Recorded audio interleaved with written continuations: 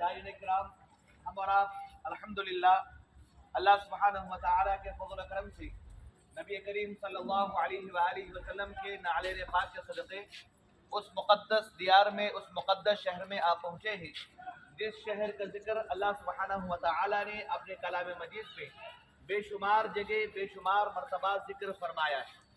اس شہر کو شہر مدائن کہتے ہیں۔ کیا کہتے ہیں؟ اس شہر کو شہر مدائن کہتے ہیں۔ اللہ تبارک و تعالیٰ نے اس شہر کی جانب حضرت شعیب علیہ السلام کو نبی بنا کر بھیجا تھا۔ حضرت شعیب علیہ السلام کو اس سرزمین پر نبی بنا کر بھیجا تھا۔ قرآن پاک میں اللہ سبحانہ و تعالیٰ ارشاد فرماتا ہے، اعوذ باللہ من الشیطان الرجیم، بسم اللہ الرحمن الرحیم، وَإِلَى مَدْيَنَ أَخَاهُمْ شُعَيْبًا، یعنی کہ اللہ سبحانہ و تعالیٰ مدائن کی طرف، مدین کی طرف حضرت شعیب علیہ السلام کو نبی بنا کر بھیجا۔ ایسے یہ شہر تاریخی اعتبار سے کئی ہزار سال پرانا یہ شہر ہے، اور یہاں پر کافی سارے قدیم زیارتیں ہیں جس کو ایک کے بعد دیکھنے میں آپ حضرات کے سامنے انشاءاللہ ذکر کروں گا، آپ بغور اس کو سماعت فرمائیے۔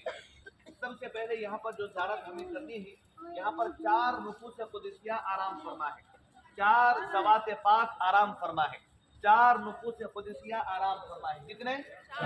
4 نفوس قدسیہ یہاں پہ آرام فرما ہے۔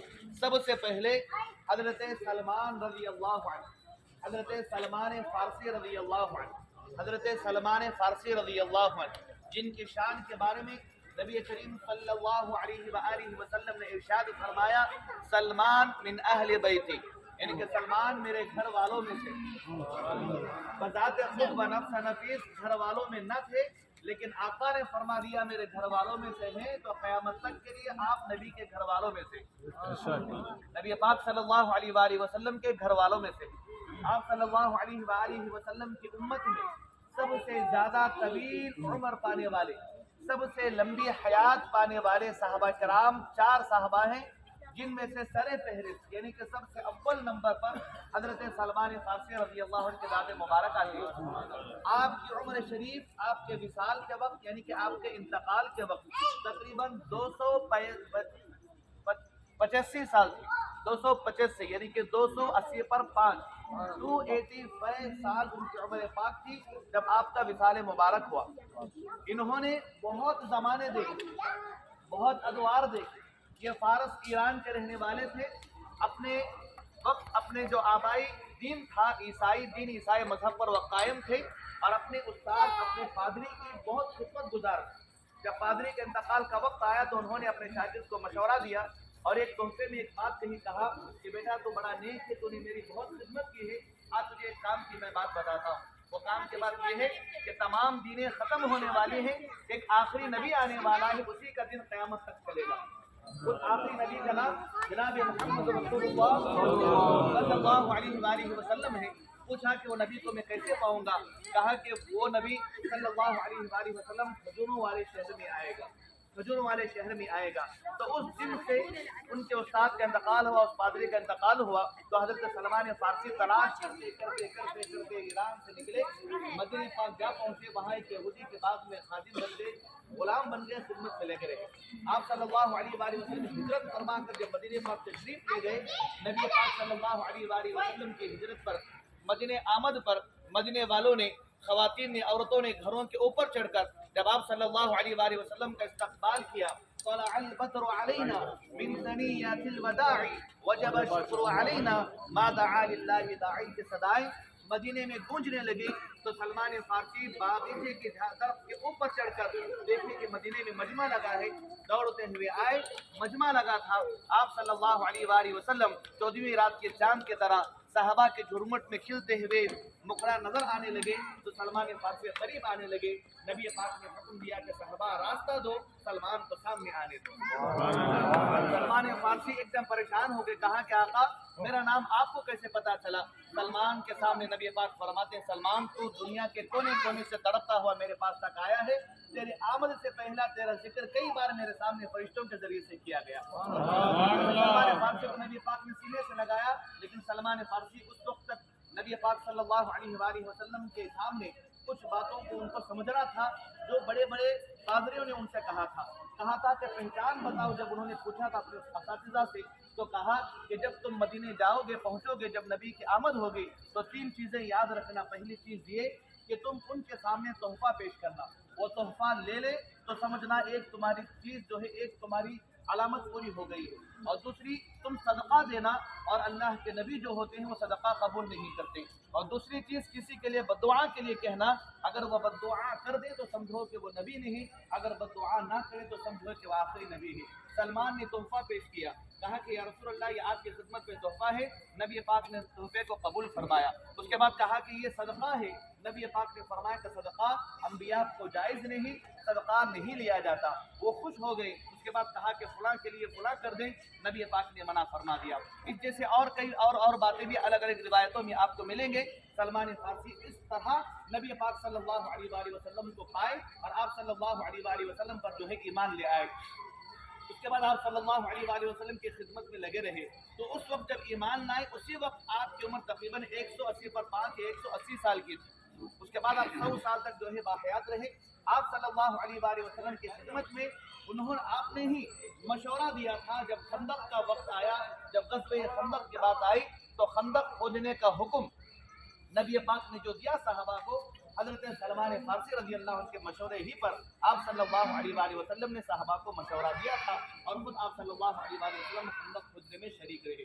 تو یہاں پر آپ صلی اللہ علیہ وآلہ وسلم کی رسالت بات تمام کے بعد نبی پاک کے حکم پر حضرت سلمان فارسی دوبارہ اس علاقے کو مدائن کو تشریف لائے اور یہاں کے ارد گرد نواح میں دین پاک کے تعلیم و تعلم کے لیے, دین پاک کی تعلیمات کو عام کرنے کے لیے آپ نے یہاں پر جدوجہد فرمائی. یہاں پر آپ نے محنت کی, یہیں پر آپ کا وصال با کمال ہوا, یہاں پر آپ کا مزار مبارک ہے. ان کے ساتھ ساتھ حضرت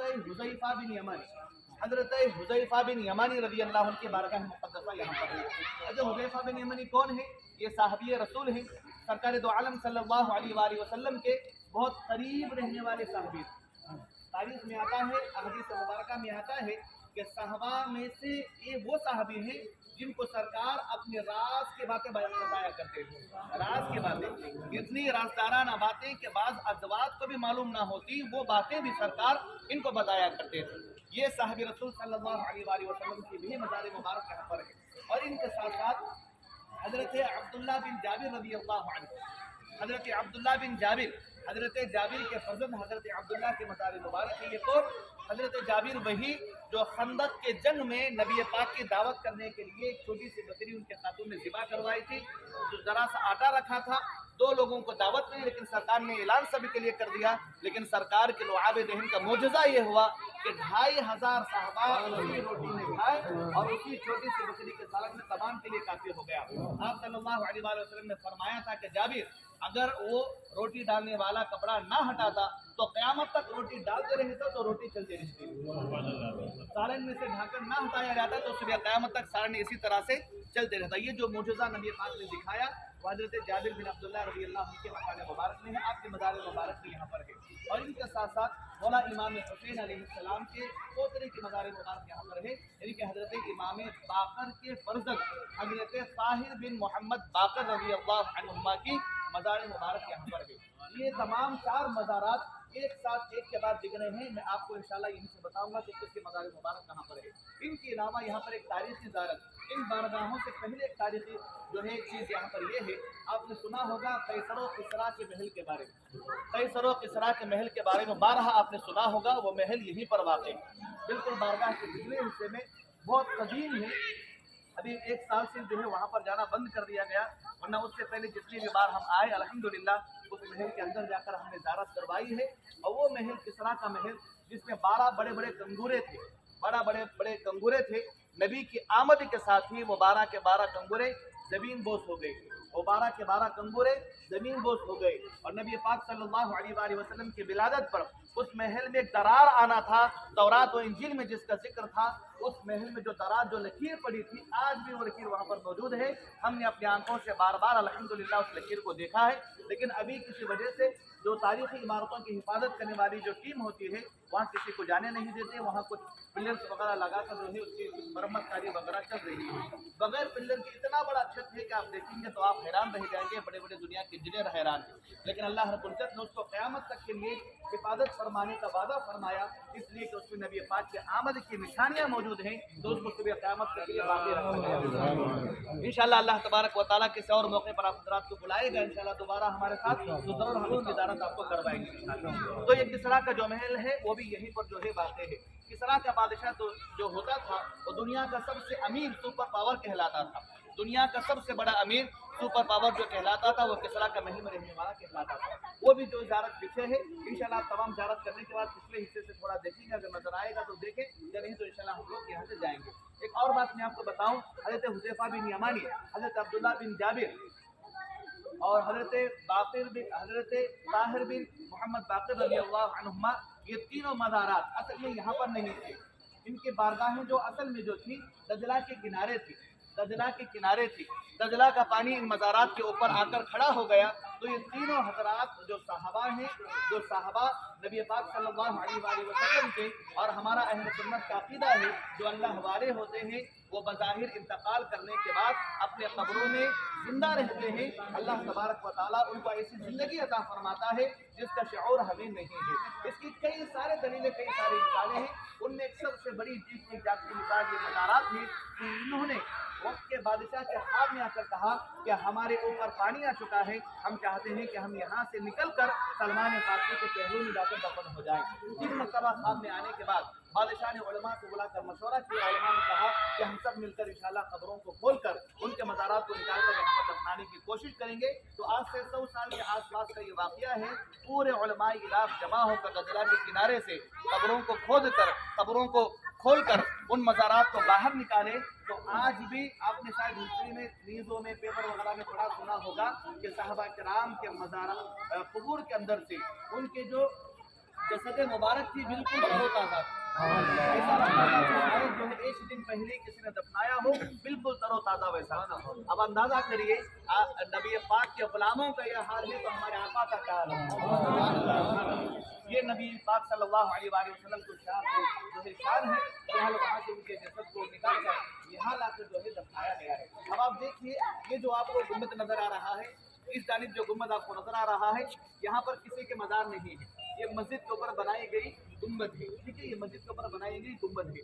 उसके बाद यहाँ देखिएगा पहला जो गुम्बद आपको नजर आ रहा है जिसके ऊपर झंडा लगा हुआ है, देखा, ये जो गुम्बद मुबारक है उसके नीचे हज़रत सलमान फारसी रज़ी अल्लाह अन्हु के मज़ार मुबारक, हज़रत सलमान फारसी रज़ी अल्लाह अन्हु के मज़ार मुबारक। वहाँ से लेफ्ट से आप अंदर जाएंगे, सीधा रास्ता जो दो गुम्बदें आपको नजर आ रही हैं, ये 2 गुम्बदों के दरमियान में हज़रत हुज़ैफा बिन यमानी के मज़ार मुबारक पहले है। उसके बाद फिर हज़रत जाबिर बिन अब्दुल्लाह, हज़रत ताहिर बिन मोहम्मद बाक़िर रज़ियल्लाहु अन्हुमा के मज़ार मुबारक। आखिर में 2 मज़ार मुबारक है, हज़रत अब्दुल्लाह बिन जाबिर की, हज़रत ताहिर बिन मोहम्मद बाक़िर की। उससे पहले दरमियान में हज़रत हुज़ैफा बिन यमानी रज़ियल्लाहु अन्हु की मज़ार मुबारक है। ये 4 ज़ियारतें हमें करनी है और ज़ियारतों के बाद पिछले हिस्से से देखने की कोशिश करें। अगर कुछ नज़र आया तो बेहतर है, वरना सीधे जो है हम मस्जिद की जानिब आ जाएंगे। तो हुज़ैफा बिन यमानी कौन थे? राज़दार साहिब रसूल थे, राज़दार साहिब रसूल थे, ठीक है। सलमान फारसी जिनकी शान में नबी पाक ने फरमाया था कि वो मेरे अल्लाह तबारक व तआला से दुआ है कि मौला ताला हमारी हाज़िरी को, हमारी ज़ियारतों को कबूल फरमाए, बेशुमार बरक़ात से माला माल फरमाए। इन हज़रात को ज़रूरियात से फारिग़ होना है। हज़रात